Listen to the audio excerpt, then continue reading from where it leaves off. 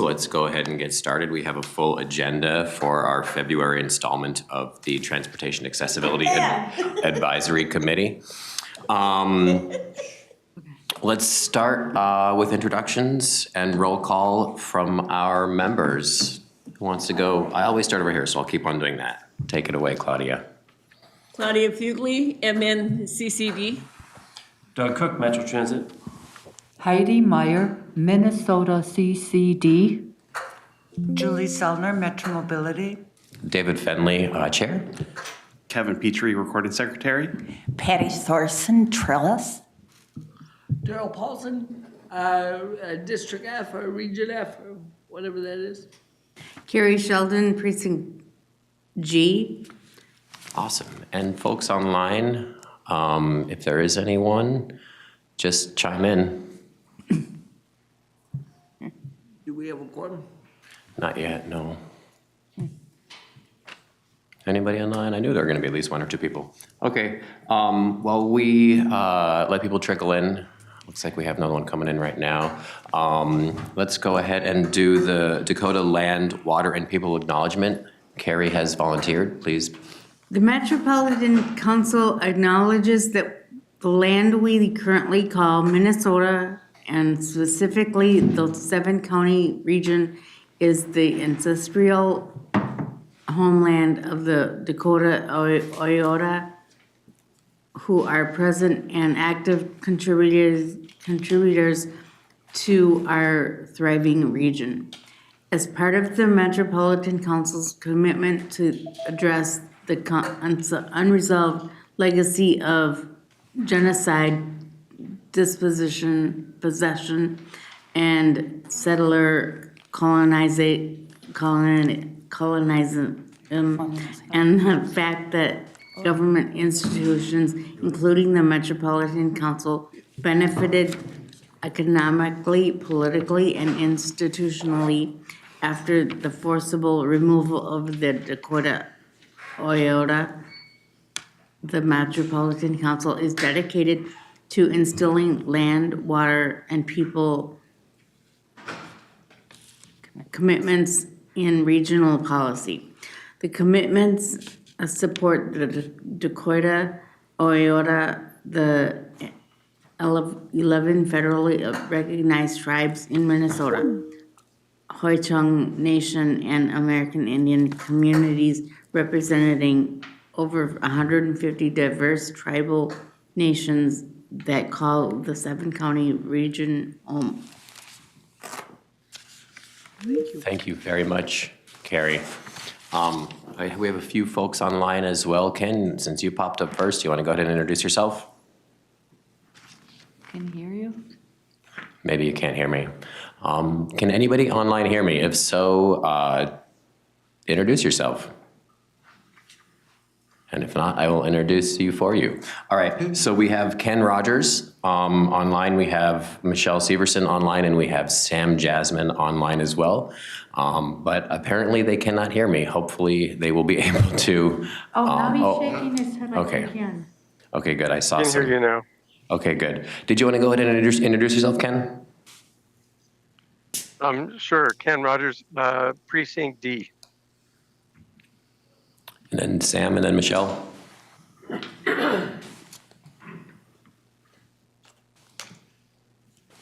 Sam Jasmine, Precinct A. Sorry, I just now started hearing you. Totally fine. Go ahead, Michelle. Michelle Severson, Minnesota Council on Disability.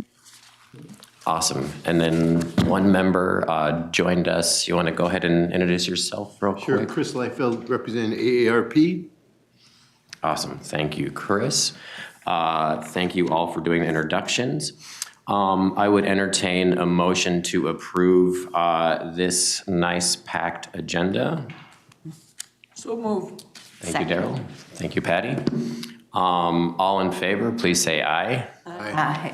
Opposed, nay. All right. Awesome. Passes. I would also entertain a motion to approve January's meeting minutes. I'll make approval of January 2nd. Thank you, Claudia. Is there a second? Second. Thank you, Patty. Any discussion? Seeing none, all right, let's vote. All in favor, please say aye. Aye. Opposed, nay. Awesome, passes anonymously. Thank you all very much for that. Let's move on to our business. I have selected a vice chair. I would appreciate it if folks would go through the formality of approving them. Patty Thorson, thank you for putting your name forward, and I'm very happy to have you as this year's vice chair. I would entertain a motion to approve Patty Thorson as the TAAC vice chair.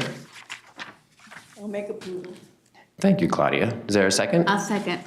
Thank you. All right, let's see if we can do this without having a roll call. If we need a roll call, I'm happy to do that as well. We have, I think, 10 members here, so we are at quorum. All in favor of Patty Thorson being the vice chair this year, please say aye. Aye. Aye. Opposed, nay?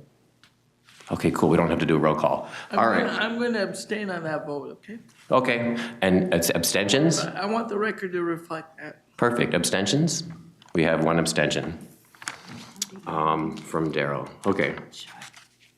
Would you like me to reposition? Yeah. Awesome. Oh yeah, might as well make the Yeah. the official move. Thank you, Patty, for your willingness to do this. All right. That was first agenda item. Let's move on to onboard passenger and information systems with Nathan, Melissa, and Melissa from Metro Transit. Welcome, thank you. Welcome back, I should say. Thank you. Did you say the clicker does work or doesn't work? What was the question, sorry? Oh, Work or It not? works after the first one. He said it should work. If it Okay. doesn't, it can. nice, I didn't know that. I thought we had to He did say say next. that you might have to say, go to the next page. Okay, sounds good. That's only if it doesn't work. But it should work. Thank you very much, Darrell. I did not know that. Remember him giving the lecture earlier. Perfect. Well, we'll get across it eventually. We'll get there. They weren't really here for the whole thing. No worries. Take it away. All right. Hi, everyone. I'm Nathan Bakken. I'm a senior data coordinator in the customer experience department, which used to be transit information. My name is Melissa Bisila, and I'm a product manager also in customer experience. And we're here today to present on a project called the Onboard Passenger Information System. Let's see if this works. On the 1G. Oh, one too far. Yeah. There we go. Cool. So as you can see in those images on the right-hand side there, those are some examples of onboard passenger information systems. The one on the top is from Milan, Italy, and the one on the bottom is from New York City on a bus.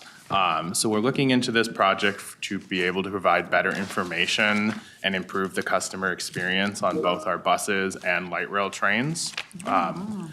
Other transit agencies have implemented onboard signs that provide useful wayfinding information, and we'd like to do something similar. Next slide.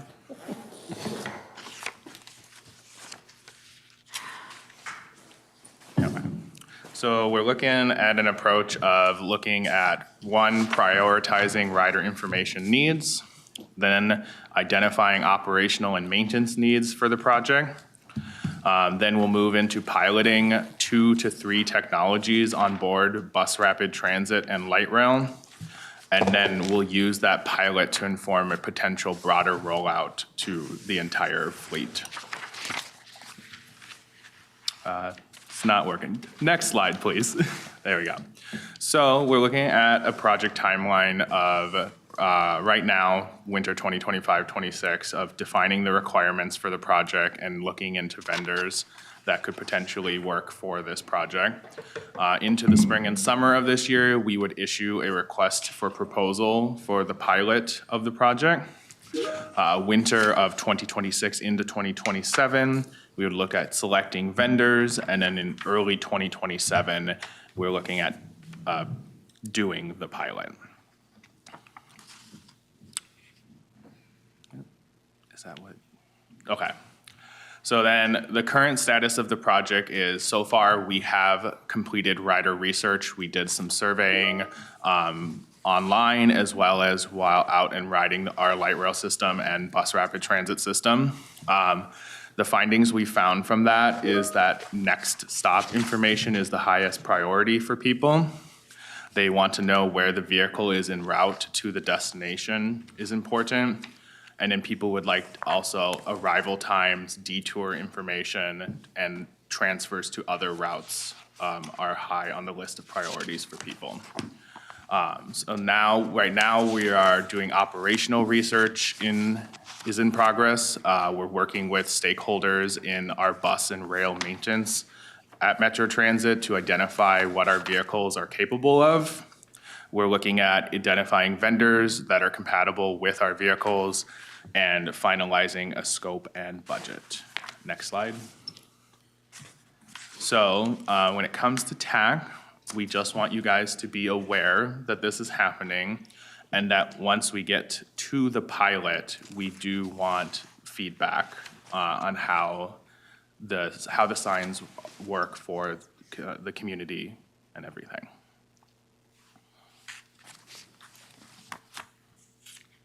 Next slide, which I think is my last. Yep, that's my last slide. So I'd be happy to take any questions people have or any feedback that they can think of at this time. Yeah. Ken Rodgers? Yeah, we'll do Darrell, then Heidi, then Ken. Go ahead, Darrell. As far as the onboard announcements, this is not the onboard announcements that come out of the voice annunciator, right? This is a separate device. Yes, it would be the screen, like the physical screens on the vehicles. So it's looking at upgrading. Like currently, most of the buses and light rail only have like very simple LED scrolling signs that have some text. This would be looking at more robust digital screenage that could show like maps and detour information, or something like, hey, there's an elevator out at Lake Street Midtown Station. So while you're riding the train, you could know that that's. Is there only one on the bus up towards the front, or is there gonna be multiple on the bus? Or is it gonna be in multiple languages? Those kind of things. Those are things that have not been determined yet. It could depend on the size of the vehicle and everything, but we are still looking at the scope of those things. Those are capabilities, though, that we are considering. Those are capabilities that you are concerned. They Are are. there particular other capabilities that you're asking for in the RFP or any other proposal? Primarily, our goal is to provide a more rich, robust transit information experience, and then being able to service riders from other communities in terms of languages, and that is useful and helpful. So those are the primary capabilities that we would be looking at. Thank you, Chair. Yes, thank you, Darrell. Heidi. I'm the one that, I talked to you guys and then I got an email, so it might be you I was supposed to contact or talk to. But, my concern is, I like the idea that you're gonna give more information. My concern is just don't make the screen overloading so we can figure out how to use all the information. And make it so I have a choice for people who can't read well, that can push a button or do something. I don't know how this is gonna be laid out. Or if it's gonna be on trains or whatever, or at the train stations, you know. Or on the bus. The bus, you can't really do much, you know, it's just that scrolling thing that says a few things. On the train, you have voices that do it for you and tell you certain things. So I don't know how you do it, you know. I don't know if it's one of those where you might have a screen at each station and then we can push if no one vandalizes it. And then you can learn some stuff. Or do you go, because now a lot of people have smartphones. Are you going to put it on the website in a way that I can pull it up and, you know, as I'm going to place, it kind of comes with me? Just some ideas, because I'm a little concerned that it might be an overload and I want to be able to get to each spot. Thank you. Yeah. And just so you know, just make sure that everybody who has different kinds of disabilities can use it, not just one-way thinking. That's a great suggestion. Yes, I will, Jason, if you can, on the PowerPoint, could you go back to the slide that says overview onboard PIS?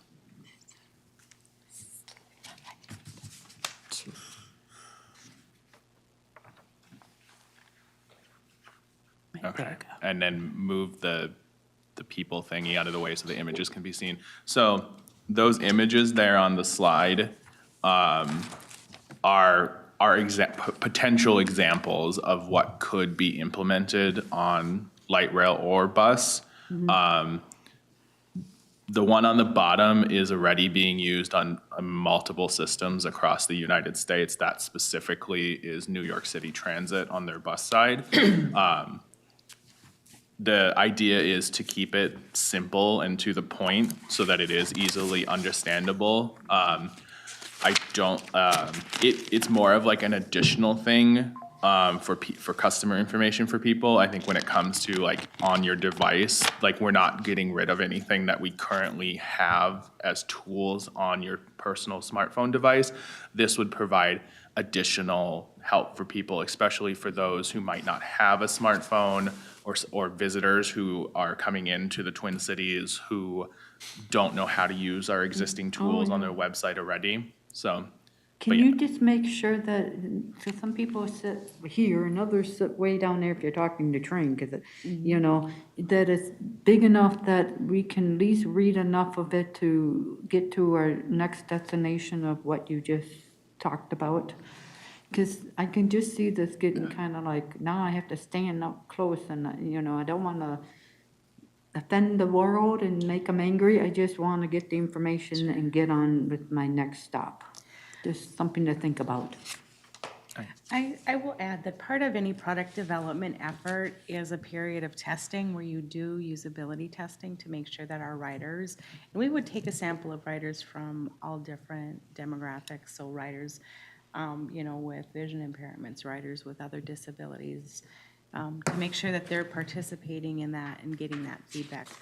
The same way we did when we did our stakeholder interviews. Oh, cool, awesome. We'll be there if you need us. Yeah, we'll definitely be there. Ken, go ahead. Yeah, two things, please. I want to caution the presenters not to rely on just referring to, as you can see on this slide, some of us can't see the slide. And so to refer to something like that and assume we all can understand it is a fallacy. So please make sure you describe. My initial question was going to be, I'm not clear on what this project is really supposed to do, because you referred to the slide that outlined the project and then went on. I'm gathering now more about what this project is, but it was just mentioned that people with vision disabilities would be included, but how? Is there going to be an audio output? What's the process that you're looking at now?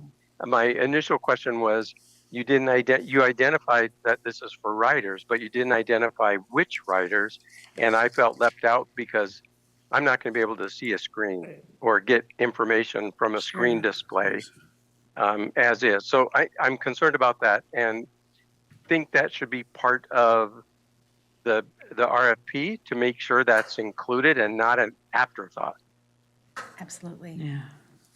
Yeah, I will say that this is, the audio system that we use currently today is not going away. So that will be integrated with these digital signage. So for those who do have vision impairments, they will still have the audio options for to understand the information.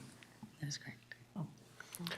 And likewise, I would like to just suggest that you also consider providing an ASL interpretation of the signage for those that are deaf and sign language is their first language and English may not be their strength.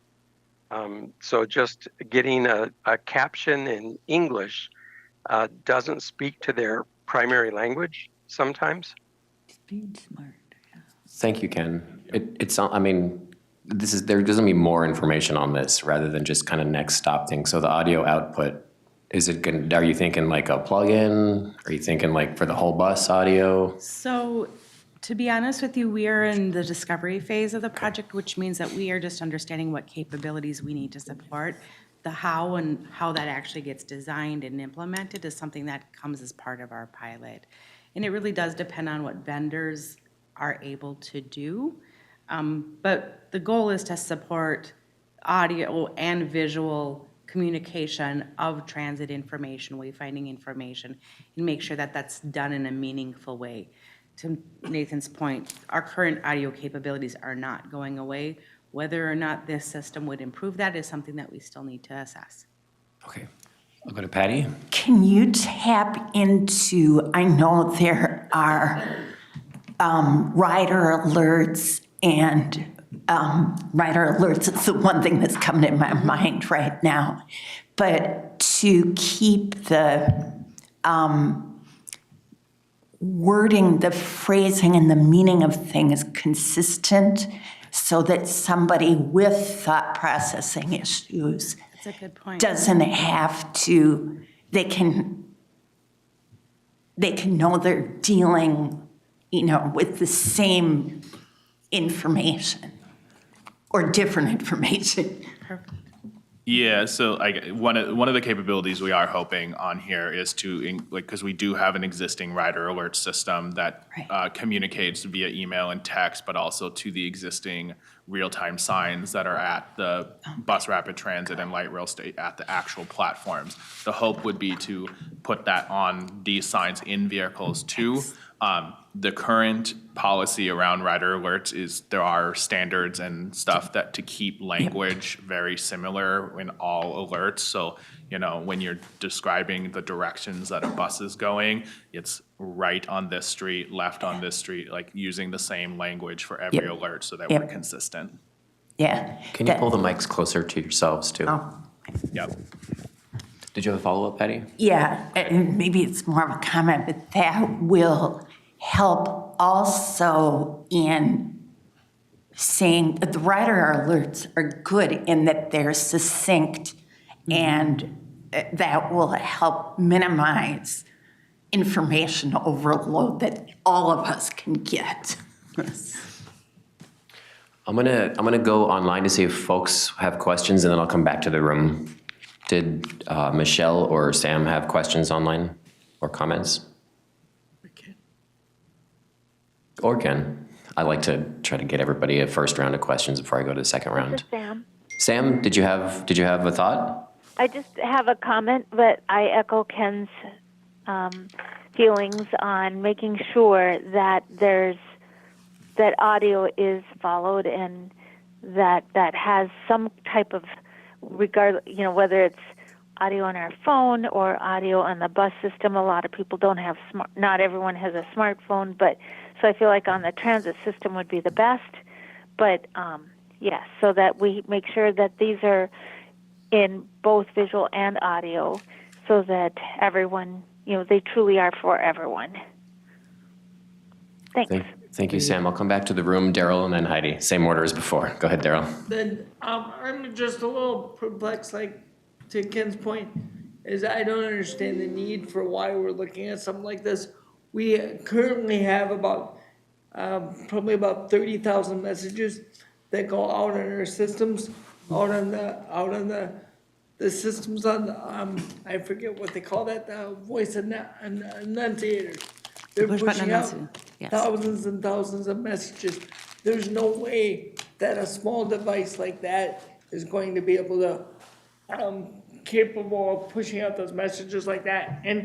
And to Ken's point even further, if you only have one or two of them on the bus and people are huddled around it to see, to kind of get that information, then there's no way like for somebody like me who's in a chair or even a younger person like a youth is going to be able to get up there and get that information in a timely manner. So they're just gonna exit the bus and find their information as they always have before. So what I'm wondering is, what is the need for it? We do pilot projects all the time that are legitimately something we want to test out and we want to pilot. But unless there's a true benefit of having this, and we know there's going to be multiple of them, there's no way we could just accept a pilot project for 6 months or a year or two, and then all of a sudden we'll decide not to use them because nobody was able to access them in an appropriate manner. Thank you, Darrell. I think there's a lot of stuff to deal with. I'll go to Heidi in just a second. Font size is one thing that I'm thinking of, especially with that picture on the bottom, that New York Transit one. It looks like you could probably only see those from maybe half the bus. And then more information is not always better. Less information when you're traveling is the best. Yes, but we are excited to see how this develops, because I think it can help. Heidi, go ahead. My question is, and Kim brought it up, because he's got some good ideas, well, he always does, but because the world now is going towards, these kinds of screens and technology, but I'm finding now, because for a person who can't read well, that there's more words on the screen, because I can see and Ken can't. So, but I can't tell Ken all the things on the screen because I may not be able to read it all because of my learning disability. And then the other part is, are you going to have the voice? And I've noticed that when you do what Darrell was talking about, we get thousands of alerts and stuff and voices.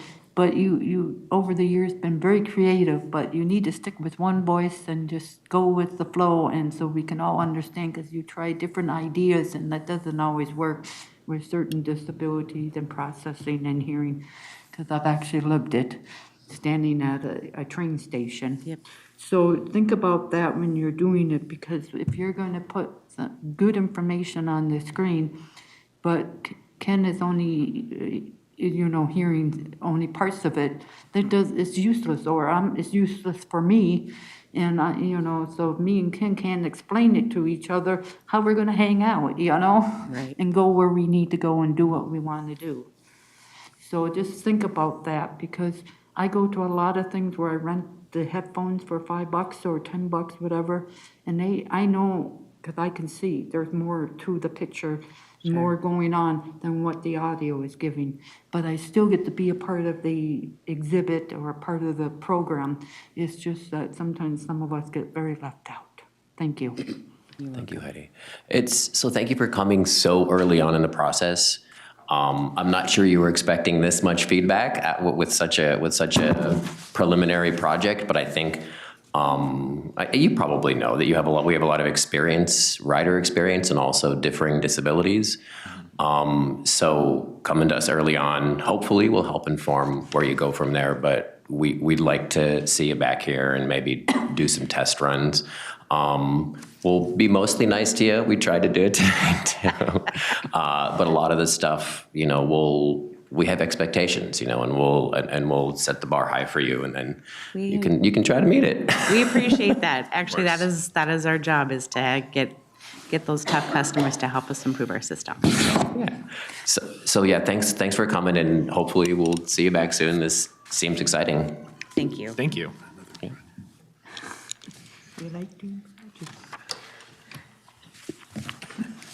All right, stop level signage evaluation.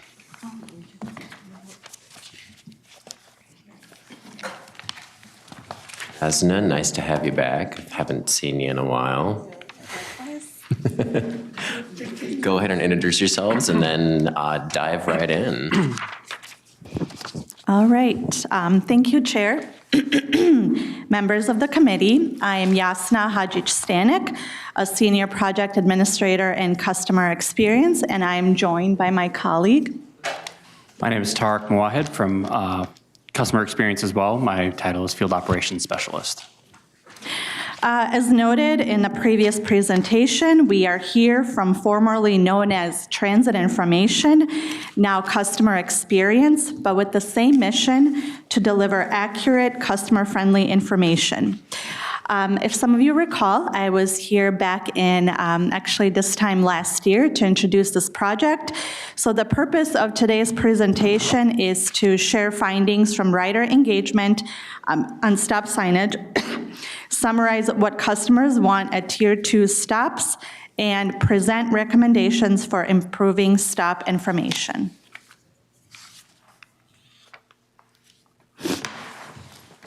All right, first we're going to start with a project overview. It has been nearly a decade since Metro Transit introduced detailed route information signs at medium-high ridership stops with no shelter, and within that time frame, there have been many significant advances in customer information tools. I also just want to note that the way we're defining medium-high ridership stops is 10 average boardings a day. Metro Transit has also made significant investments in shelters and the Metro BRT network, reducing the prevalence of these enhanced stops. Given this, one of the primary objectives of this project was to conduct customer engagement to identify information needs at the stop level point in customer journey. Last updated in 2017, these bus stops that I'm going to refer to as Tier 2 stops from now on were treated to new sign panels, which are pictured on the slide. So first, the image shows the top image is our iconic T sign that has the large T, includes the routes that stop at that stop, stop number, and next trip information. And then at Tier 2 stops, we have this additional panel below the T sign, which was treated to route number, travel direction, and destinations, a frequency chart, and a simplified route map with a black line for the trunk route of that route, and what we call as a square map. Unfortunately, during COVID, it became very difficult to maintain these frequency charts. They weren't consistent along all routes. They included different categories. So Transit Information at that time made the decision to pause making updates to these charts, and they were completely removed.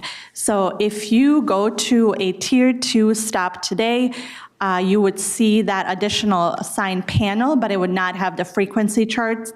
It would just have the route number, destinations, and the square map.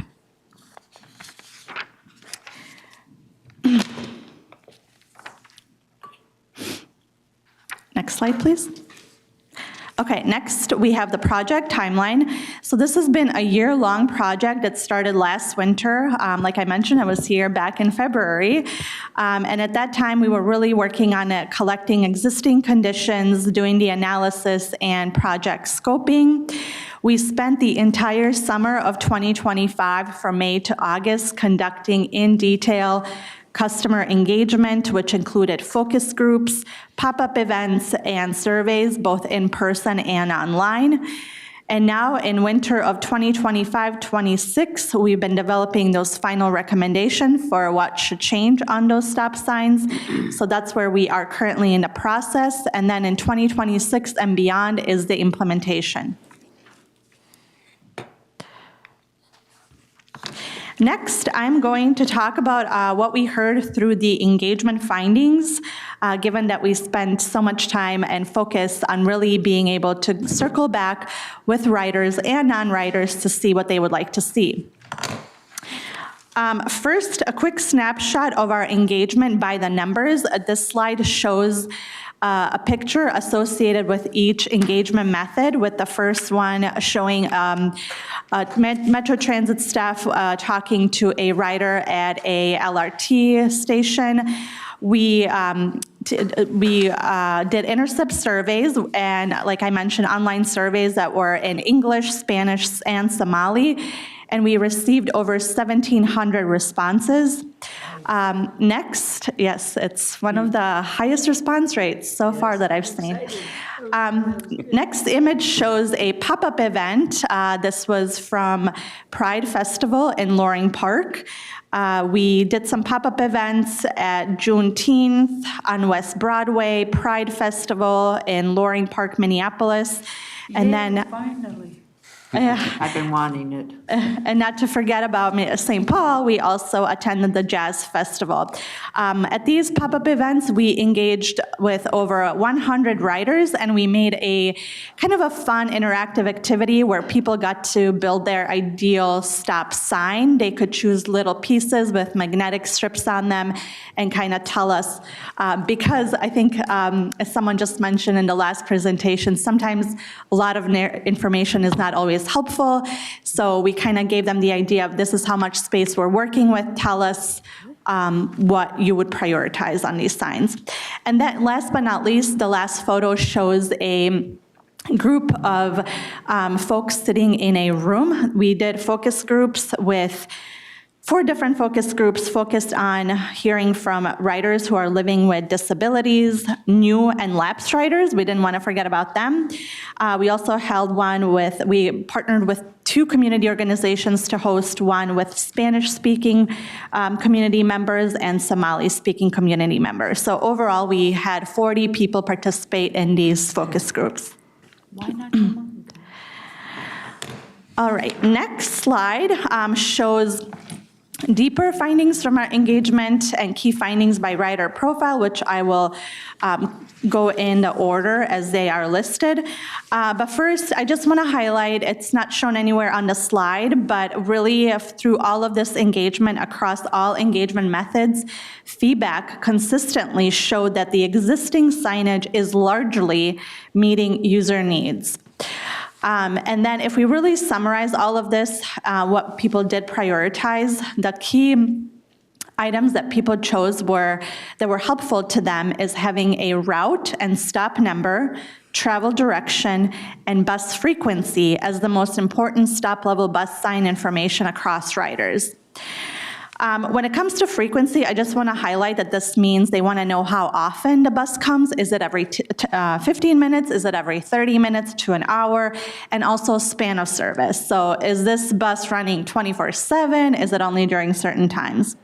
Now I'm going to go through profile of the riders and talk about the findings from there. Starting with people who are living with disabilities. For top information to include on signs, we have, they noted that route number, stop number, direction, map, and frequency as the most helpful. In terms of what helps them determining direction at the stop, they use final destinations, landmarks, and cardinal directions. And then for determining bus frequency at the stop, we heard that they prefer to text next trip, calling Metro Transit, customer service, and then using supplemental tools, whether it's their own apps that they only use for navigation and other means. And then for inclusive design elements, really the biggest thing here was that people living with disabilities were cognizant of sign height. We don't always have these signs at eye level, or some of them are really high, and that's because Metro Transit does not own the poles where they are posted, so sometimes we're at the mercy of the local entity. And then also color contrast. Right now, our panel signs are either black text on white background or white text on blue background, and that was something that was very important, having that contrast. For real quickly, Jasna, real quickly, I see Ken has his hand up. Ken, did you have a clarification question, or did you just want to wait until the question's at the end? I'll wait until the end. Okay, perfect. I just wanted to make sure that you didn't want to get something out right now. Sorry about that, Jasna. Please go ahead. Thank you. For new and lapsed riders, again, very similar, to no surprise, having the route number, stop number, direction, map, and frequency also was the most important information. They like to use destination and landmarks in terms of determining whether they're going in the right direction. And for frequency, using supplemental tools, whether it's online or texting next trip. That's a very popular one. For inclusive design elements, a lot of new riders find it difficult difficult to find and locate our signs.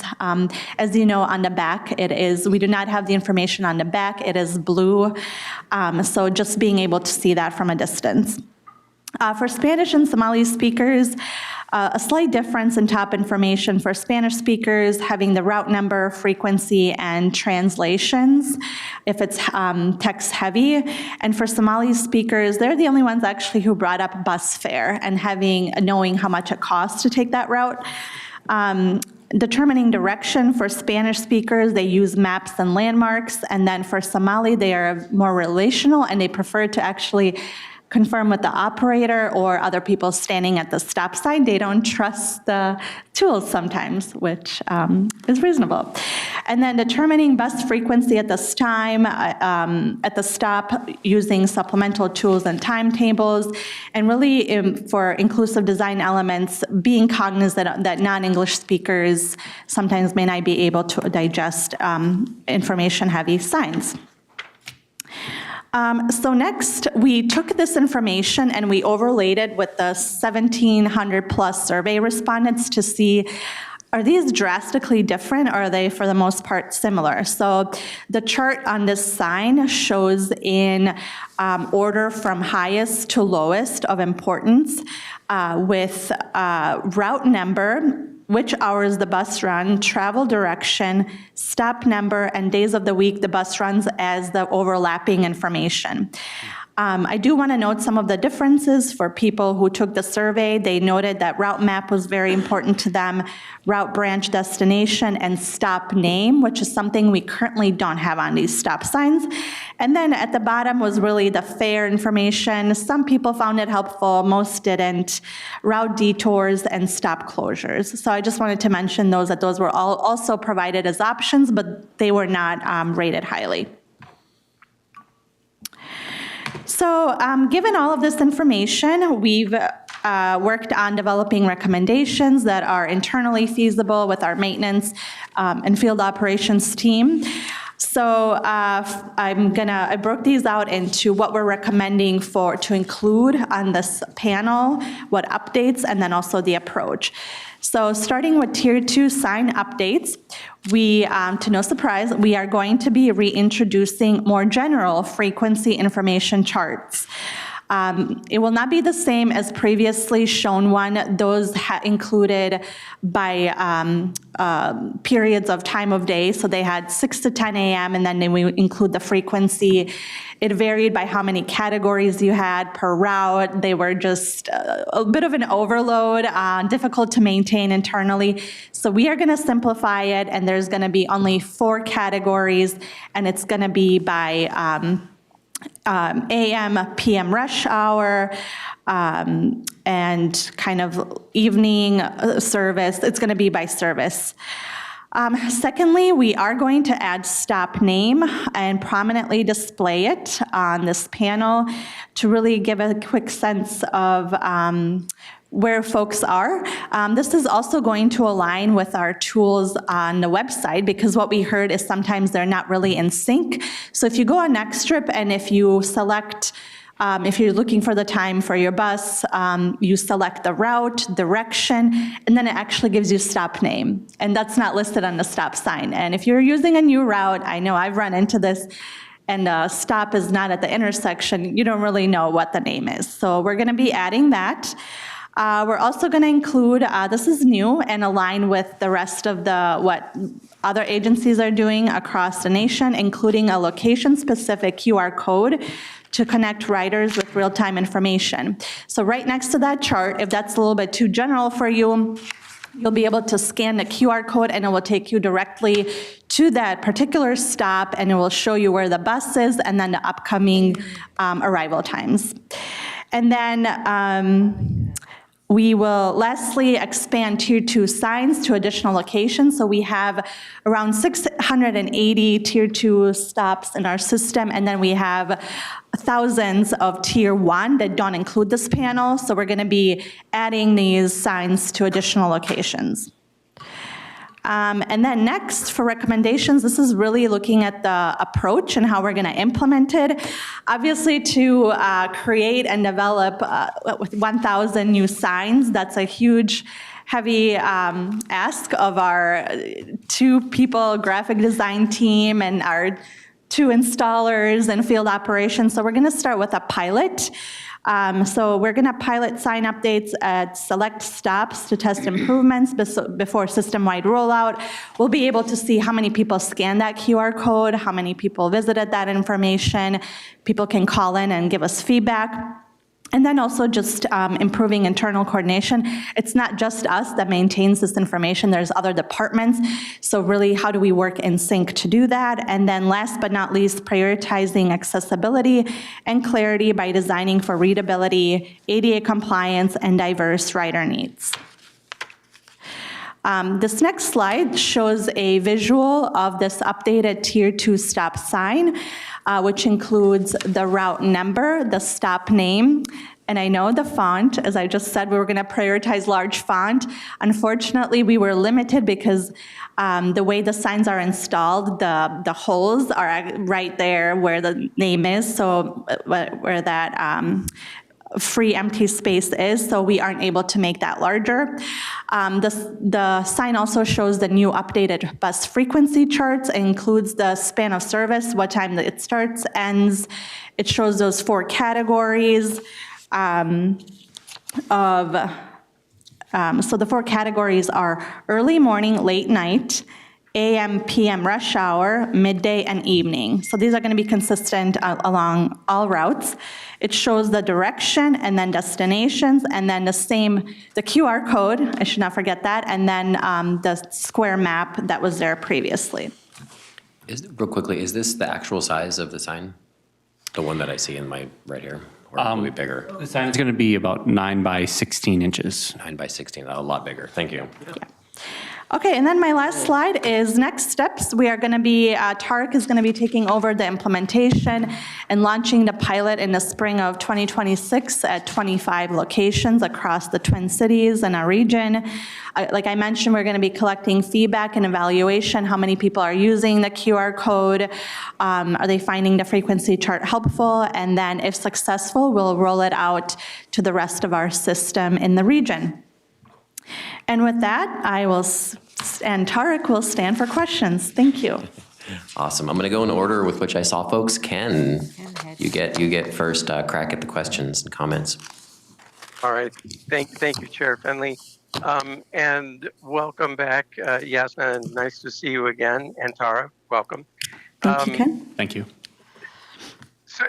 So what I'm about to share is probably news to a lot of people, but I have been working diligently as a consultant, hired by an organization to work with state agencies, and my agencies of Met Council and Department of Transportation in relationship to developing new 5-year goals for the Olmsted implementation plan for our state. Olmsted basically is a plan that the state must have that speaks to how the state agencies react in order to ease someone moving from a segregated setting into an integrated setting. And that focuses on people with disabilities. As a result of the work that I've done with Met Council, we have reached out to the community, heard the community's concerns around transit and transportation, and we have developed new goals for the next 5 years.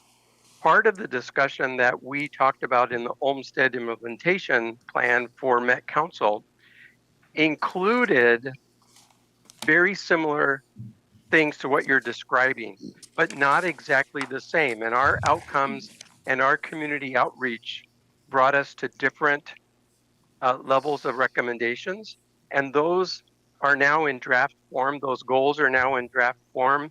We are finalizing the draft. Those will go out to the community in the next few months, and then we will have final drafts that will be accepted by the subcabinet, which is all of the commissioners of the 13 state agencies a part of this project. What I want to point out is it makes sense that the term you use, frequency, is important to riders, but we found it's not as important and often misunderstood with next arrival time of the next bus or the arrival time of the next bus, real time. That information we found to be the most important factor when people arrive at a bus stop or a BRT stop and are waiting to board a bus. How much longer am I going to have to wait until the next bus arrives? Is it going to be delayed because of construction, because of weather, because of an accident, because of a protest going through the area that slows the bus down or the transit down? All of those factors don't get portrayed if you're just talking about frequency. Frequency is established, it's set, but that doesn't mean the bus is going to meet that frequency obligation. It's not an obligation, it's just it's printed on the schedule. And in reality, that frequency may not really be accurate, but the next arrival time in real time is a more reliable piece of information that helps people, all people, but especially people with disabilities, understand when they can expect the next bus at their stop. So I want to, so what I'm afraid of is the agency is so large that oftentimes the right hand doesn't know what the left hand is doing. And I want to make sure that you're aware that the Olmsted implementation plan work has been going on for the last year. And we've developed goals related to information that people need at bus stops and train stops. And those have become draft goals. I would suggest that you can reach out to Anna Flintoff or to Jerry Sutton to get a copy or have discussions about the outcome of the discussions we've had over the last year with our community about transit needs and information. And I don't know if it's too late already for your project to include some of those things, but it makes sense to me that at least having a conversation with the Met Council folks about what the goals are that might be able to be integrated into your plan as you roll it out, or at least make room for those as they get developed over the important and a good use of taxpayer dollars. Yeah. Well, first of all, thank you, Ken. You make very valid, great points. I know that we've met before to discuss the Olmsted plan as it relates to the push button annunciator project. Certainly, if we could have real-time arrival, real-time signs at every single stop, that would be the ideal dream. But unfortunately, we are limited. These were just static signs. So that's where I think adding this QR code component, which I understand not everybody is digitally connected, they will be able to see those real-time arrivals. And then you are also right, frequencies are not always correct and accurate. There are detours, there are things that happen along the way. But so these are really meant to give someone, if their phone is not working or if they have never used this route, to really have a point of reference of, am I going to be here all day before the bus comes? Or is this one trip a day type of stop? Or is it 30 minutes? And then hopefully they're able to use that QR code to really see where the bus is and then the arrival times. Yeah, so we were limited by having just static signs for this project. Okay, and again, I just would really highly recommend that you reach out to Anna and Jerry to have a discussion to see if there's any possibility, because the recommendations that the Olmsted plan includes talks about real-time signage at bus stops. Mm-hmm. And so we realize that's not going to happen overnight, but in procuring funds for that, reaching that goal, if some of that work can be piggybacked off of the work you're already doing now, it would expedite matters greatly. So just to reach out to Anna and Jerry would be really, really beneficial, I think. Absolutely. So Heidi and then Darrell. Can I ask a question about this? And what you're talking of? A follow-up question for this exact This exact thing, yeah. Go ahead, Patsy. When you're talking about real time, Ken or whoever. Are you talking like, now, we'll look at the trains. When you're at the station, there's a long thing up there that raids across and says, next blue line will be in 5 minutes, green line will be in 15. Is that what you mean when you say real time, that we see exactly? Yes. Yes, the current signage, when it displays next train will be in 15 minutes, is an estimated scheduled arrival. It's not real time. We currently don't have the technology on our trains to track real time and to give that real time information, but that information was identified by the public, especially people with disabilities, as really, really strongly recommended. So our goal includes real-time information, which we understand requires adapting our trains to have the technology to be able to identify a real-time arrival, et cetera, et cetera. So those goals are really kind of high in the sky goals, but they're goals that people identified as really important in their transit needs as a person with a disability trying to navigate through the city they live in. Thank you, Ken. Any follow-up from presenters? No? Okay, Heidi and then Darrell. Go ahead, Heidi.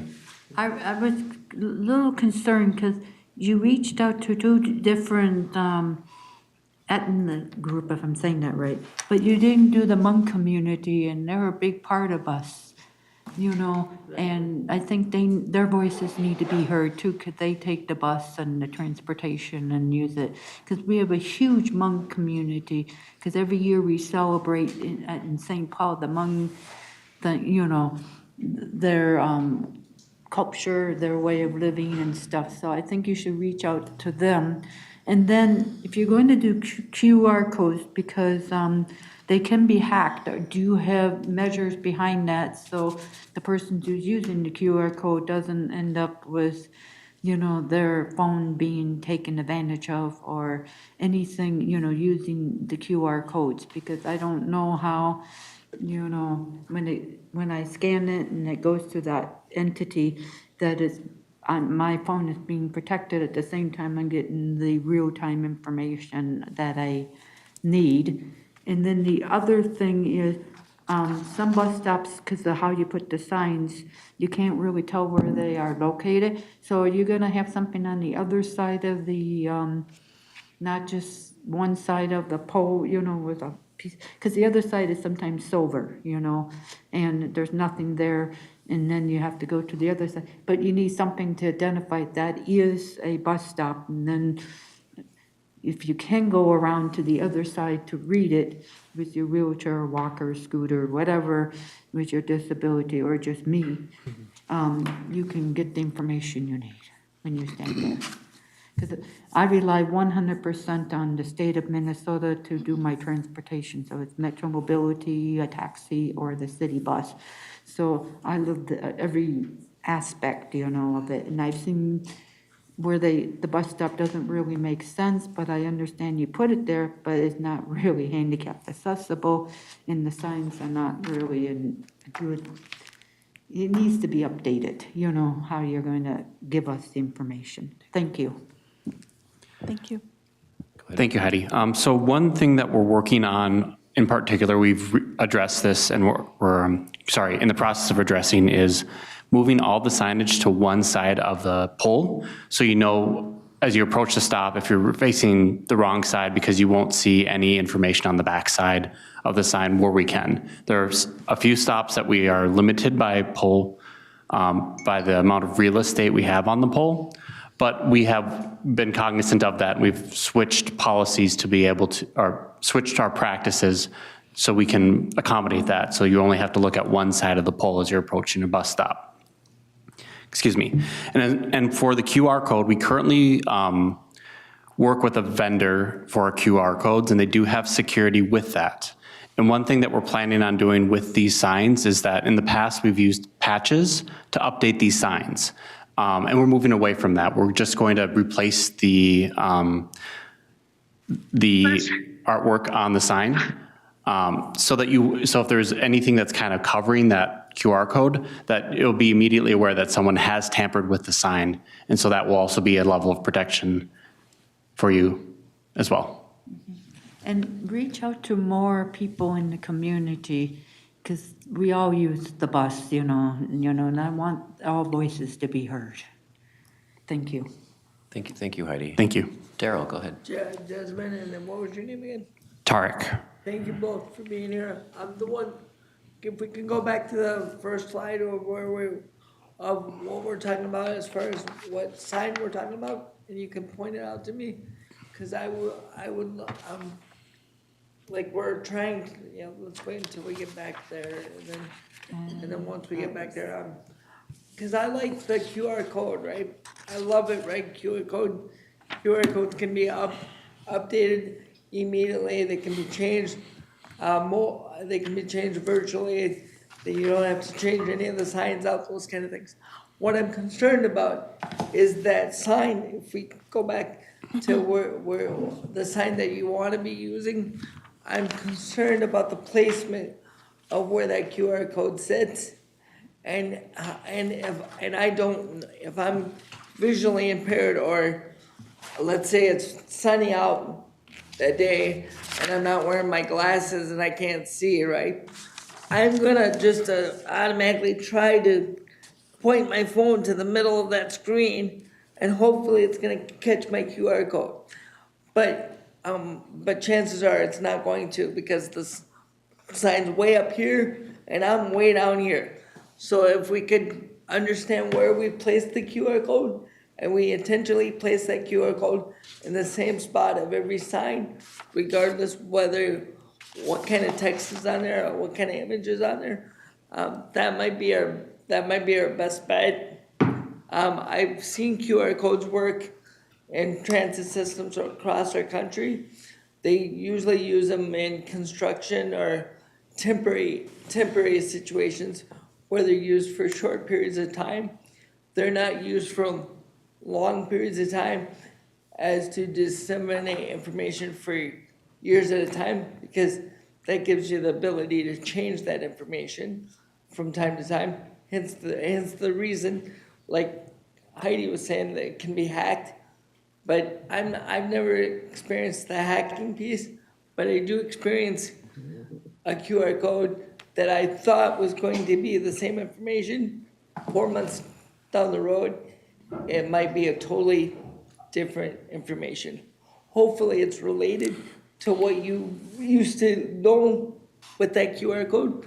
But if somebody doesn't use the QR code and totally changes the what would you say, the detail of that QR code, or where that QR code lands, then you may never get back to that pertinent information you're looking for. So I would urge the use of QR codes, but only in a bus that is not gonna change that much, and it might change because of ridership or seasonal change. I think that's a benefit for a QR code. But for somebody like Ken or myself that might have difficulty in finding that QR code, that's our biggest challenge, is to make sure that QR code is placed in the same area of every sign, and we have the ability to reach it. Because some of us are short, and even if I put my phone up there, my phone might not capture it, so that I have to risk the ability of telling somebody else, here, can you get my phone? Can you have my phone? Can you capture that for me? And then guess what happens? My phone walks off. Yeah, I can see that. So we need to be able to make sure that QR code is accessible to short people as well as tall people. And we need to make sure it has the pertinent information on there, and it's not constantly changing, because if it constantly changes, there's some people that might use it once or twice, but if they see it change next time, they're gonna be like, well, this isn't consistent enough. This doesn't show any continuity throughout our system, because it changes. So I'm excited about it, but at the same time, is that QR code gonna sit in the middle of the sign? Correct. The idea is that every sign, a tier 2 stops would look the same. Can we move the QR code to the edge? On the other side where the map is? Or on the bottom, kind of where that blue part is? Yeah, I agree. Where it says, I agree. where it says northbound? Yeah, I think I mentioned earlier, but the way these are affixed to the sign poles, wherever we have the blank space, that's where the holes go for the bullets, if you want to talk about that. So we are limited in where we could place it. Right, but I mean, I just think having it in the middle of all that information that you're trying to get us is not, it's not the best placement for it. Can I expand on that a little bit? I think maybe like how far away can you scan a QR code is a good question, and angle. Yep. Like if you're scanning it from, 3 feet off the ground as opposed to 6 feet off the ground, do you still get results? Do you have to be 3 feet away from the sign, or can you be 10 feet away from the sign? Obviously, I think phones might play into that too. Do you have an old phone that doesn't scan from as far away? So I think those questions might get to what Darrell is, the concern that Darrell has with being able to actually access that QR code, because for folks who can't see the sign, they're hopefully going to be able to hit that QR code and get some information. And then people come in different sizes and shapes and mobility ways. But yes, I'll go to Carrie and then Heidi. I'm gonna kind of tag along what Darrell was saying, making sure I understand what you're saying about where you're gonna be able to screw the sign on, but also making the QR code a little bit bigger, because what he's saying is, I totally get that. But I also want to know, what I use all the time is typing in or texting the Metro Transit and then putting in the route number. Mm-hmm. I do it that way. And so is that gonna also be the same way? That stays there. That stays there? Okay. Yeah, that will be on the sign above this, the T sign, so none of that information is changing. Okay. Yep. Okay. Thank you. Heidi, and then Chris. And this has happened, in the wintertime, those signs get pretty messy, pretty frozen over. And so how we're going, I like the QR code if it really does work, and Darrell's right, it's got to be in the right location. But wintertime is going to be hard to use if the sign is frozen or the snow is on it, and in a way that we can't clean it. So give us other options and ways we can use a QR code, or give us other options, So Ken has his, Darrell has his, and I have mine. So we all get what we want, if it's a QR code or if it's going to a phone and getting it in a different way, Because when I go onto the website to look up certain things, for certain learning disabilities, it's not easy to put all that information in. You don't have a very friendly user, just to find it and to understand it and to do it. So as simple as you can make this new project that matches up to the signs, that would be awesome. So if I can have someone help me, ahead of time, I can, pin that in my phone and take it with me and use it once in a while. At the same time, the signs are leading me into the right direction. Thank you. Thank you, Heidi. Thank you. Response? No? Chris, go ahead. Oh, you Take it away, had a Chris. question. Did you have a response or no? I think one thing that we're really looking for with this QR code is to make sure that it is at the appropriate height. Also to answer Darrell's comment and concern as well, is that these signs are supposed to be, these map panels are supposed to be at a height that's readable, that's accommodating. So they aren't supposed to be up at the top of like a 10-foot pole. Because even that's, because that's difficult and that's not the purpose of them. They're supposed to be lower at kind of, I can't remember the exact height off the top of my head, but between 3 and 4 feet is kind of that target area. So it's a lot easier to read these signs. We're not always able to accommodate that because we don't control that pole real estate at some of these locations, but where we can, we try to put those down for that height. And then for the website with the QR code, the idea behind it is that all you have to do is scan it and it gets you all the information that you need on your next bus. So you don't have to enter anything else in. If that answers your question, Heidi. I don't know. I thought the QR code was for like at that bus stop and it only works for that. But does it come with me, along with me, or how does it work? So when you scan a QR code, it will open up a web page for you, a landing page specific to that stop location. So if you could either keep that tab open if you wanted to, or when you get to the next stop, you can always scan that stop and see when the next bus is too. So it's going to be very specific to each stop. And so it's going to be easier to keep the stops updated because it's not going to be reliant on that specific route, but it's going to be reliant on the information for that specific stop. Much like our real-time signs are very specific to each stop location for those. So you're developing each QR code to match up to the map? Yes. Like their own little design? Not to the map, but to the stop. So each sign needs to go at a specific stop. So it's going to be like the bus stop sign where it's very specific to the routes that are serving that stop. The QR code is going to be very specific to those maps that are at that stop as well. Wow, you got some creative people making Follow. QR codes. Yeah, so Heidi. Follow up from Darrell. Go Heidi, ahead. to the presenter's point, and what we were trying to get at is this helps them as a QR code.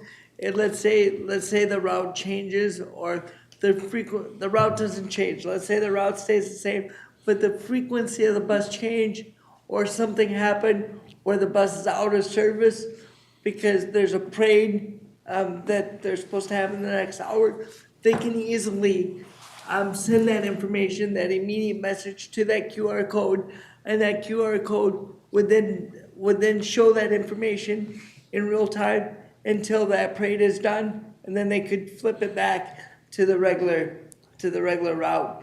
It's just easier for them to disseminate information to us without having to physically go out there and change the sign from spot to spot. That's cool.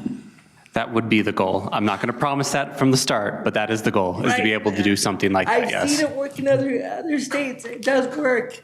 In the construction, they showed it to us in real-time construction where it changes daily, sometimes hourly, and it shows that the buses and the trains were moving just like they would if there was no construction, because they can get that information in real time without real interruption. So, wow. Good suggestion. Chris? Mine's not a QR question, so shift gears a little bit. And I had a bunch of questions, but it's all combined into one question, is two things. One is capacity of the organization of Met Council, because we've now had 2 projects described to us in terms of what's going on. What would be helpful to me, maybe some point, is a presentation or something that shows a combination of the projects together. Because it seems like they're overlapping. One pilot's in 27, one pilot's in spring of 26, right? And then the launch dates, when is the launch, the broader rollout? Yours is in 20, I don't know when your broader rollout is. Is it in 27? That's to be determined based on this pilot. If there's something majorly wrong with this pilot, then we'll obviously have to go back to the drawing board and adjust it. But the goal, I believe, is to have this completed by this fall and then do preparation work this winter to launch next spring. Okay. And that's why you do a pilot, of course. Yes, exactly. And then the previous presentation was a pilot in 27, right? So for me, I guess, back to my point, it'd be number one, capacity of your organization to be able to do it, Met Council to be able to do this work. Not only the work of your research, but the implementation of doing it, putting up all the signage and that sort of thing.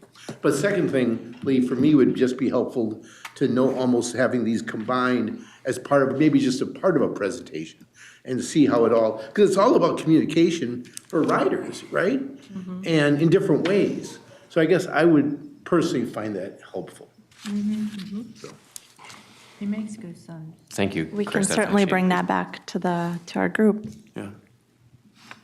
I agree with what he says. Yeah, makes it's a good sense, suggestion. 'cause then we can kind of see how A goes with B and B goes with C, and then we're at D, and that's the end of the line, and that means we accomplished what we originally started and the things you asked us to do. Thank you.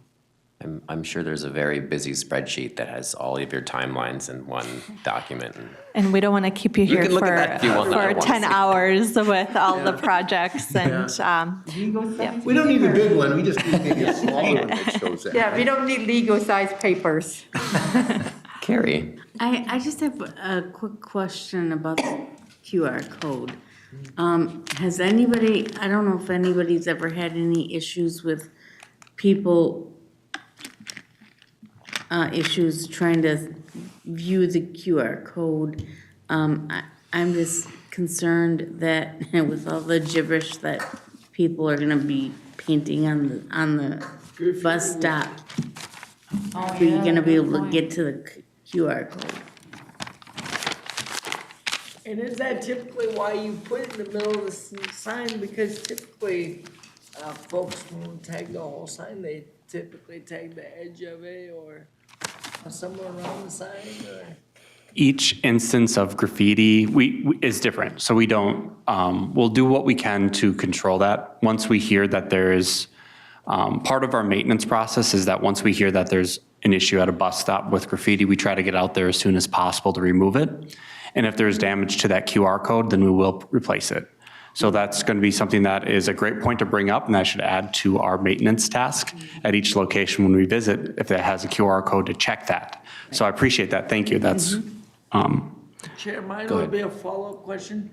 And I think I've seen it in other cities as well when we were looking at the QR codes. Is there anything that we can, like a film that we use on our signs that might be like almost like I don't know if you're familiar with Rain-X. When you put Rain-X on your windshield, it kind of propels the raindrops without using your windshield wiper. Is there any material that we can use on our sign that would easily be able to, like if it was tagged, we could easily just spray it off with water and it just comes right off instead of having to send a crew out there and like re-clean redo the sign and those kind of things. so all of our signs do have a material on it to prevent damage to the actual so there's, everything's printed, and then there's another layer of material that's put on over the top of it to prevent damage to the actual information underneath. So with that, we can use a harsh chemical to clean that, because if someone spray paints it, it's really hard to get that off. You have to use something that's very, yeah. And But generally, they're not tagging it with spray paint, are they, or they are? we do get spray paint, we do get Sharpies, we get stickers, we get everything. Gotcha. Yeah. Getting a little off topic here with maintenance. Heidi, and then we'll move on. Oh, well, I was just going on for Darrell real quickly, because it's not real off topic, but I kind of thought, if you have to, because I've been at bus stops that's been tagged, what we're talking about right now. Are you working on or thinking about the future of chemicals used to clean it, or how, because I don't know how it gets eaten over time. We got Minnesota weather that kind of can eat the sign, and do certain things. But when people start vandalizing things, are you thinking about that too? So you don't have to bring out a whole new sign and it's too late and it should have been up like 3 months or 4 months ago already. It's just something to think about because this will be good practice for our Minnesota weather and tagging and stickers, because I've seen stickers on things that shouldn't be where they should be. And so if you're thinking about that as you're building your new signs, maybe you got something that really will help solve a lot of the issues. Thank you. Feel free to answer. I'm sure you're not the two people who go and maintain these signs, but if you know the answer, you're welcome to answer. I actually have maintained some of these signs in the past. I stand corrected. I don't anymore. So we do keep all of this in mind, and that's something that we're constantly trying to make sure that we can improve and look at some of the new technologies that are out there to make sure that we keep up on maintenance standards, not only for keeping the signs in the best condition possible, but also for environmentally, trying to make sure that we're using the least caustic chemicals that we can and use the most environmentally friendly materials and reuse as much material as we can. So we reuse any sign that we take down if it's in good enough shape for us to reuse. So it's all a part of our maintenance process and our plan and a way to try to keep our group as sustainable as possible. Nice. Okay. Thank you for that. Any other questions, comments? So thank you. Oh, are you done? I'm sorry. I just was moving on without asking you if you all wanted to have any last words. Finishing up a note, sorry. Okay, perfect. I just want to tell people that they did take notes, so they're hearing what you're saying. I just hope that something comes good out of that, because I saw them taking notes as you were talking. Not just doodling. Thank you both. Thank you, Heidi. Sorry, Ken, go ahead. No, he was thanking you. No, I was just thanking Heidi for that. Yeah. Perfect. So and thank you, Jasna and Tarek. Yeah, thank you, everyone. Yeah, thank you for having us. Yes. Thank you. So our next agenda item involves us going into the garage and looking at another vehicle before. There's a quick PowerPoint. Oh, there's a quick PowerPoint first. Okay, never mind then. I actually wanted to, before we jump into this, I wanted to see if there are any members of the public who wanted to make a comment, because I think when we go downstairs, it might make it kind of strange for them. So any members of the public who wanted to make a comment? Are we bringing like a phone like you did before, so Ken can feel like? I'm gonna get with Kevin here, try to figure that out. Okay, so no members of the public want to make a comment. I'll say that again if we come back up here. I just wanted to not leave those people in the lurch. Yes, thank you. Introduce yourselves and take it away. Yet another, I think was 2 months ago, we went down and saw a different vehicle, so happy to see another one. Absolutely. So I'm Jodi Jansen. I'm the Senior Project Administrator for MTS. I'm joined by Paul Colton, who's the Fleet Manager for MTS. And we are going to be presenting the Kia EV9 to you, which is a fully electric, so it's a fully electric SUV. We are considering using it in Metro Mobility fleet as it's not wheelchair accessible. So non-wheelchair accessible an SUV. If you remember, I was the one that was here a couple of months ago and we looked at the Toyota Sienna. So it'll be a counterpart to go along with the Sienna as we update the SUV fleet. So you'll see it downstairs. I drove it back here and it's all ready to go down there. Couple of key features: it is all-wheel drive. It's all electric with a range of about 280 miles on a charge. Miles per gallon equivalent is 91 city, 75 highway, and 83 combined. 7 passengers. It has a 5-year, 60,000 mile warranty, 10-year, 100,000 mile drivetrain. It gets very good ratings on Edmunds and Consumer, 8.6 out of 10 and 4.2 out of 5 respectively. And it is the only all-electric SUV that is actually manufactured right here in the USA. It is manufactured in Georgia. That will make the president happy. Sort of. So I won't read through all of these, but quick dimensions that we have. If you remember when I was here with the Toyota Sienna, the ground clearance, I will point out, is very comparable to what the Sienna was, so that's good. The height of this one is actually a little bit taller so that will be nice.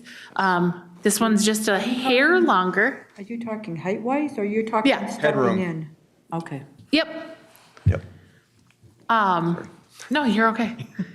And then the rear legroom is also a couple inches longer in this one. So I'm a tall person, and when I got into the driver's seat, which the driver in the passenger seat in the front, and there's tons of legroom in the front. I had to move the seat forward so that I could reach the pedals so I could drive it back here. But when you see it downstairs, I think you'll be impressed with how much legroom, and which would also be good for like service animal, grocery bags, going to Target, all the good things. So, yeah. Last time I was here, I had pictures on this presentation, but then we went and looked at the exact same thing. So if there's no questions, we can go downstairs and look at it. And then, of course, you can ask me questions as we're downstairs. I think that sounds more fun. We'll ask questions down there. Yeah. All right, we ready to roll out? I'm gonna grab Jerry's ID tab. I can't get us. He has to be an executive for access. It's not quite outside, so you might want to bring a jacket.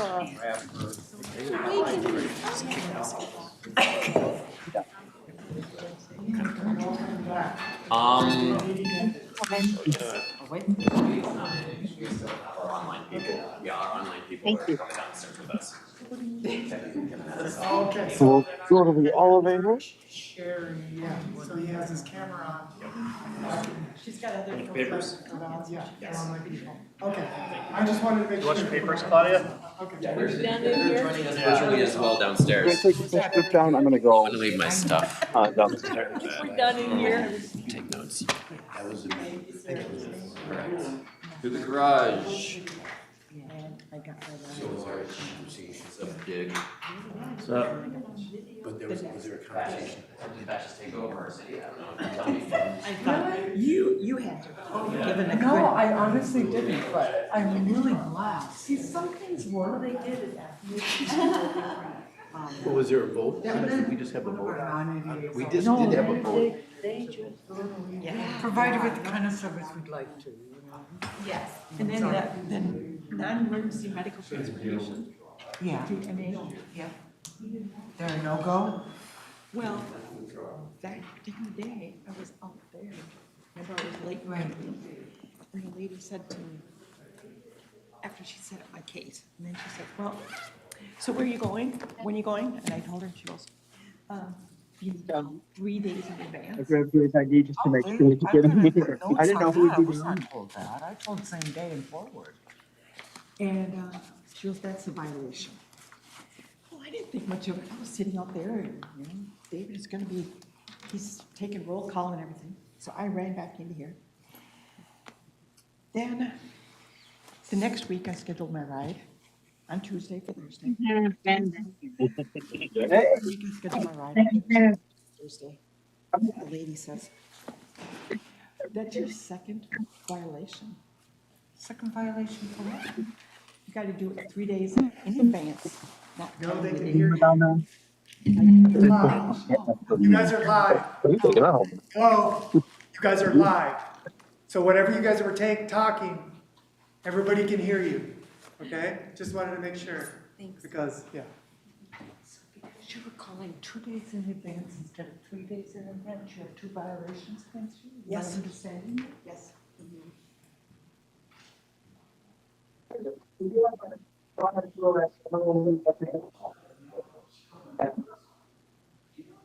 So this is gonna be part of our TBC.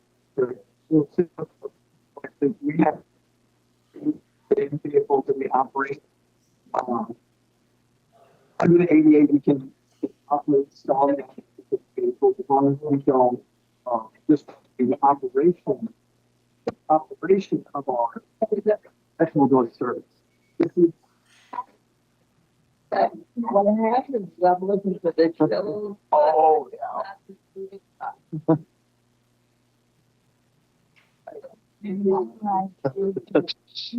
Repeat that, yeah. should not have done that. No. Yeah. So So I don't know. let's just reservation not making any attention when they.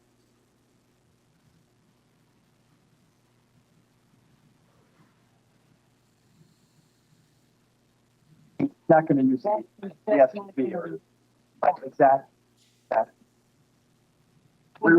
Where we can.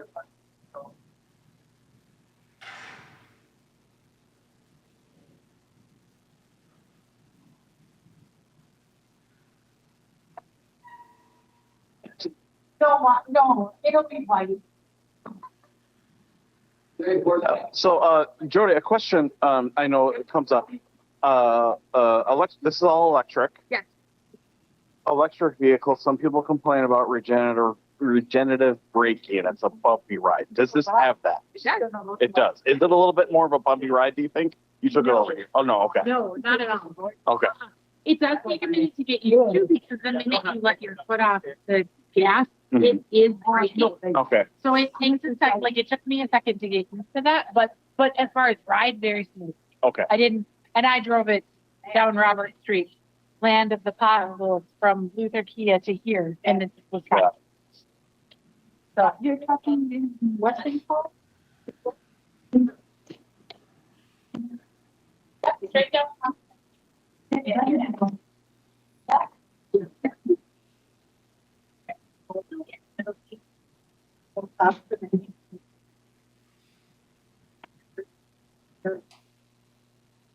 Probably not. I know my partner. Yeah. I know. Maybe. Down. Underneath the. Would that be for like park, okay, are you gonna have that down for like, something longer? Yeah, you know, just so you can use it, like, yeah, of course, you can, because a lot of this is kind of high. Yeah. You know, for the-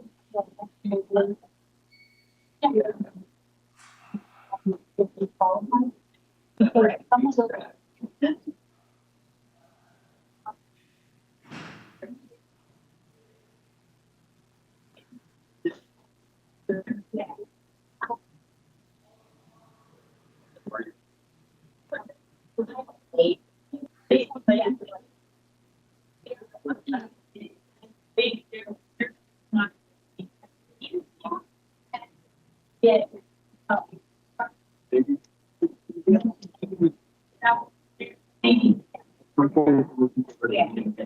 Yeah, just one more thing. We don't have that. Well, can we, big question operationally, were we expecting just how many riders at a time where it was being expected? Yeah, so it'll be exactly the same as we have now on the Highlander and the Ford Flex. So I think it's two and one up front if we allow. Yep. So it'll be the same for this. So the expectation is that up to 3 riders in this. So we won't have anybody having to climb. No, we will not utilize the back seat because it's not appropriate for folks with disabilities. Right. So we wouldn't use the 3rd row at all. Yeah. And, Like a bag or like, yeah. not 2 bags or 3 bags. So it does go down, and our technology will go back there. I think that's where a lot of it will go, the DVR, the router. So the Ford Flexes that we operate, those also were I think we did that. I think we just think about it. And after we uploaded storage or technology.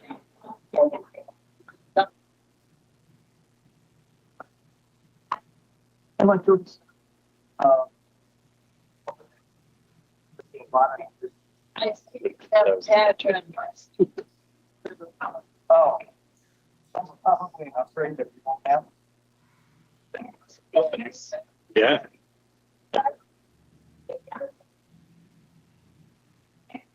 Oh, they just not wait. Yeah. Yeah. So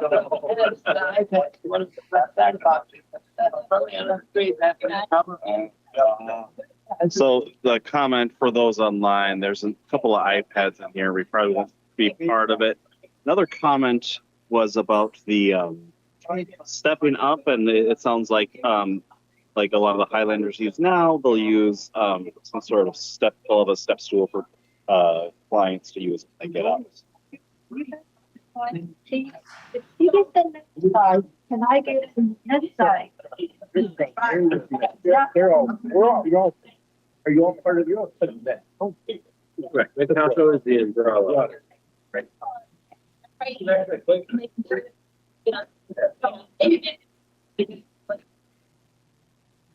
That. Yeah, so.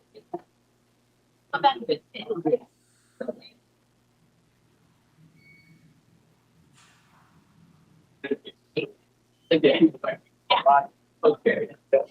Yeah. No, right. This is still. So when we get back up, I don't know how well the audio is. Maybe recap some of the questions we had. There's a third row seating in the back. Just clarify that's not going to be used at all clients. And then there's a comment about the step up in. The step up in. I think do they currently use a stool with the Highlanders? They do. Okay. Yeah. Okay. Yeah. There's a shop for expiring. There may be an option of running on this, but the sales rep that we had, these are new ones. We increased to 5 per year on that. But we'll have to evaluate that and see, right? Because if they're not even the right, if they're not a safe depth and things like that, then so there might be an option to do that, but if it's not safe, then it's not going to add anything and it's not safe, then we'll do that. Did you hear the running board answer? Yeah. Yeah. Sam, jump off. I believe she did. Okay. Yeah. Good. And I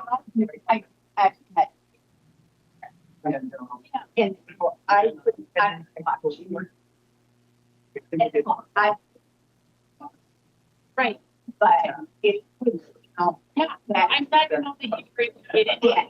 Yeah. You? Yeah. I think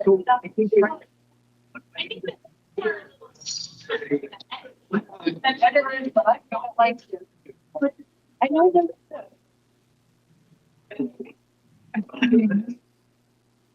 Oh.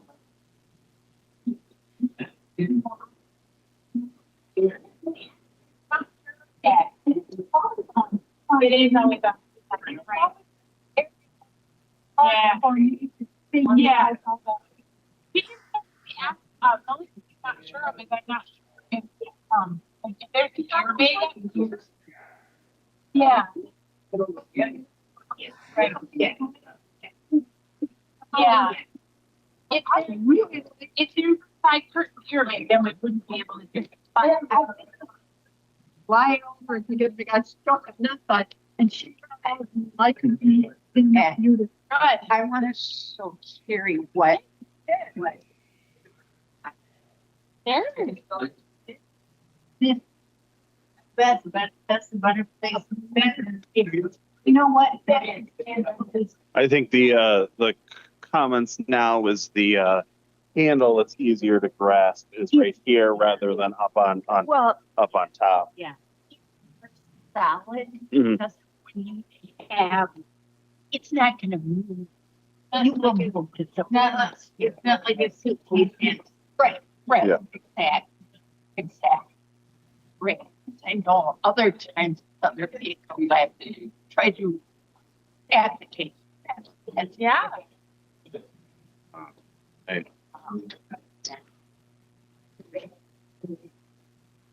Oh, thank you. Yeah. So it sounds like we're going to be heading up soon. I'm going to turn off the camera and then we'll reconvene upstairs.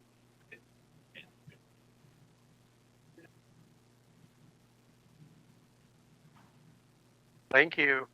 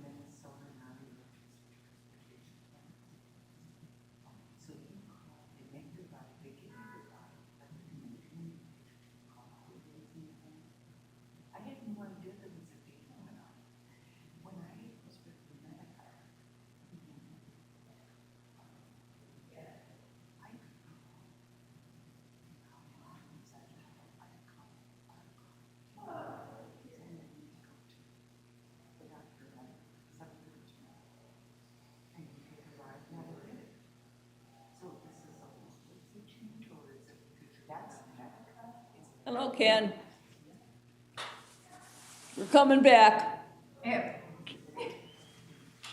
Okay, thank you. Oh, now we can hear you. Very interesting vehicle. I like it. I can actually do it. Last time I couldn't. You had no problems getting into it? No, I even slid across the, you know, like if one door can't open and I slide across. Okay. Madam Vice Chair. Yeah. If this door is shut and we can't get out that side and I'm sitting here, I can slide across after the person gets out. There you go. I just thought, give it a shot and see if I can.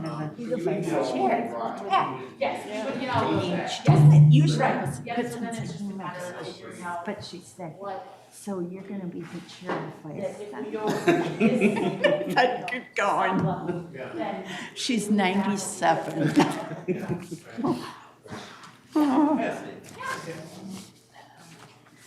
Are we done? No, we're just finishing up. Member comments and then. I just wanna. Oh, there's still public comment. Yeah, we don't have, our public is gone. Yeah.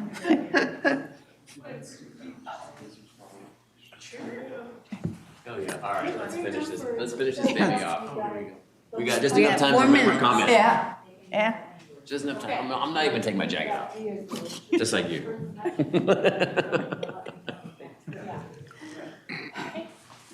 I'm okay. Well, Ken, we made it back up to see you. Yay. I hear you. Yeah. Did we lose some members? I'll probably see you on Monday as well, right? I will, so did anybody have any last questions for the vehicle, the Kia EV9, is that what it is? I like this one more than the last one because I can actually get out, I can slide across, and they said they'll work on making sure my crutch can lay on the floor correctly. I like it, I like So I can it. get along with you. Go ahead. Chair, the only comment I had is that I would suggest, and I think we spoke about it a little bit, if you already have people that are using this type of vehicle and they like it, is there a way that we can just designate it on their profile that will send out this vehicle? That way then. I'm gonna ask Julie that question, Darrell. Yeah.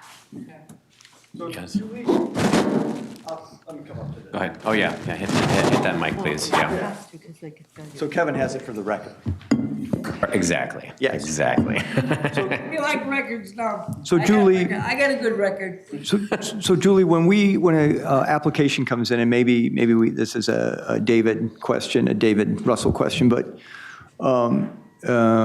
or when we process applications and so forth, do we designate vehicle type, brand, size? I know for some that we do. I know we have a couple instances where it is sedan only because of their disability. No, and if the vehicle doesn't hit our current specifics for a particular category, we will create another category specifically for that, so.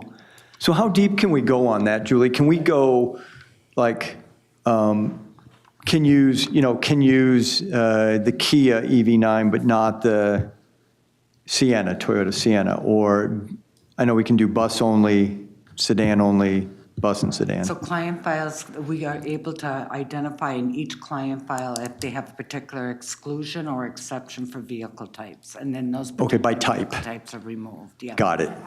Now, if they only require, I'm gonna put this out there because I know there'll be questions afterwards. Yeah. If they are asking for a car only, bear in mind that that is a very extremely limited fleet at the moment. Yes. We're talking, what, 8 to 10 per provider, if that? Yeah, 8 to 12. They're pulled off of the streets by 7 PM. So in order to have that only a car will pick you up, we do require a doctor's note or a doctor's recommendation that that's the only type of vehicle you can ride in.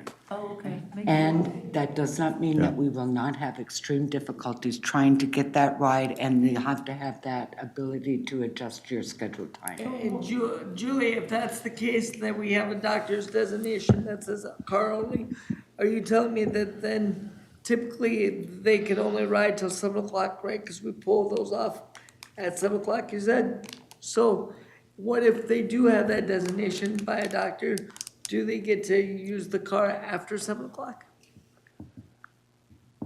No, then they have to arrange for other transportation. We would not hold the provider required to keep that available during non-peak or in non-ADA areas. Give me an example. What would be a clear example as to why we would designate? You gotta understand, it's not that we're trying to restrict the usage of them. It's just a minute number of vehicles. What would be the reason for somebody using a designation that says just car only? Or give me an example. I can give you one clear example, and that's somebody with severe spine injury. Okay, because of the jarring and. Right, the jarring of the bus, but it goes through quite a lot of scrutiny to ensure that it is an actual reasonable accommodation and not just somebody's whim. Right, that's why it requires the doctor's note, I get that. Yeah, I think this should be another agenda item, maybe part of a Metro Mobility update where we talk about kind of that aspect of the ride that you get. But it is 1 minute to 2:30. I do want to leave time for member comment. I will give public comment one more opportunity. I thought maybe we had some public comment in the room, but we didn't. Do we have public comment in the room now? No, I have to say it. I know nobody's in the room. Do any members want to make a comment at this point? Heidi, go ahead. I was just recently at a doctor's appointment, and I heard the gentleman out in the parking lot say to the driver, that was very nice of you to walk her to the door. And I mentioned this earlier, and so it would be nice if all our drivers would follow that, because he was really proud that I was taken to the door, you know, and the rules were being met, you know, because I had a disability. I mean, I can do it myself, but it's the idea that someone acknowledged that Metro is doing what they're supposed to do, and he said, it's my job, you know. So he knows how to do it, you know. So some random stranger just nicely said, that was nice of you to take her to the door, and I turned around and heard it. So I just wanted to put that out there, that there are drivers that are following the rules. Thank you. Any other members have comments? All right, it's exactly 2:30. We are adjourned. Thank you all very much. Thank you. Action-packed meeting. Y'all are good. Thank you. Oh, yeah. And welcome, Patty. Thank you. Julie, I have a question. Not a Is question. this like a public question or a Julie question? No, I'll turn my hearing so I can actually hear you instead of just ignoring you, Kevin. Right now, you said it's about 8 to 10 per provider, but that's expected to increase, right? Say that